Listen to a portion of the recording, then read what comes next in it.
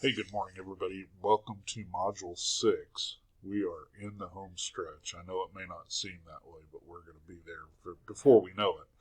I was looking at the calendar today and plotting out some things for the rest of the course, and it just seems like we're almost over. So, with that said, I wanted to quickly talk about the module that's coming up.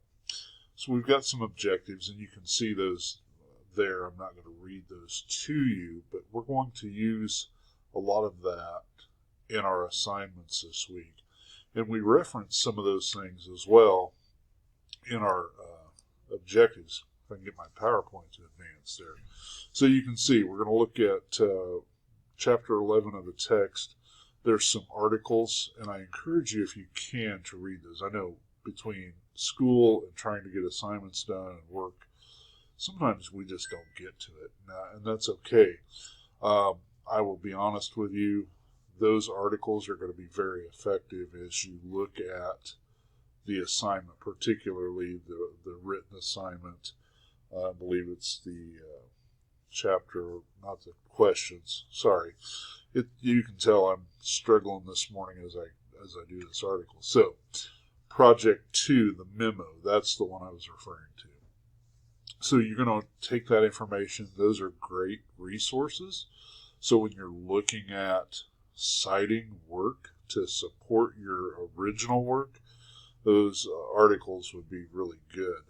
And it's not just the general textbook. I don't have a problem with people using the textbook as a reference, but so much of the time it's blah, blah, blah, textbook site, blah, blah, blah.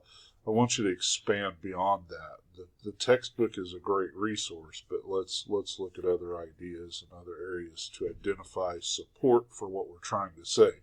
Because really what you're doing in this particular assignment is creating a memo to the Director of Human Resources. Now, this is a good assignment because it requires you to do some thinking, but in the real world, I would tell you, don't bother with a memo. Come in and give me the 5-minute conversation and we can interact about it. But since that's not an option, we need to do the memo. So there are some things that they're looking for within the rubric. And you can see those: the process, the importance, and the justification. And really quickly, let's see if I can get my Word document to come up. Okay. So I'm going to look at the other screen while I look at my notes. And there is a link to memo guidelines within the module, so you can see what I'm talking about. When completing this assignment, use the following elements in your memo. So it talks about the memo is written to the supervisor, the Director of Human Resources. It's from you, the Senior Human Resource Generalist. The memo subject is Training Needs Assessment, and date the memo. Follow through on that. I'm not particularly grading on those things, but those are nice to have because we are creating a professional document that you're going to share with the Human Resource Director. Now, here's the caveat. That memo may be seen by other folks in the organization because the Director of HR may share it with other senior management folks. So don't think it's just going to Bob, the director, and he's cool, and it may be seen throughout the organization, so you want it to be professional. So, memo elements that we're talking about. In the first part, describe the process of conducting a training needs assessment. What is needed in that training needs assessment? So remember, when we talk back at looking at training needs assessment, one of the first things we're going to do is that gap analysis. Where are we at point A? Where do we need to get to at point B? What is the issue that we're discovering? Is there folks not trained on a process? Is there not an identified process? Is there a problem with the process? It's usually one of those three things in my experience when we're looking at the problem from getting to point A to point, or from point A to point B. So the memo, got to skip down a little bit. So in the second part, explain why completing a TNA or training needs assessment is important and how you will use the TNA to propose and evaluate the training plan. So this is where you're kind of getting into the crux of it a little bit. You're trying to say, this is we've identified this issue. This is why it's important. Here's how we're going to implement and measure. And you can summarize it, but don't summarize it into 2 sentences, because you're not going to be able to tell me, the director, how you're going to use what you're doing and what the evaluation process is going to be. So are we going to do a written test? Are we going to do a skills exam? Are we going to do a survey post-training, using like a Kirkpatrick model, and evaluate 2 months down the road to see, has production improved, or has the process improved, or whatever that case may be. That's on you to decide. And then lastly, justify why past assessment and employee surveys can be used when conducting the current TNA. So, as we go back and look, perhaps maybe we did an employee engagement survey and they said, we don't have the tools we need, or we need more training in this area. And so you're going to factor that in.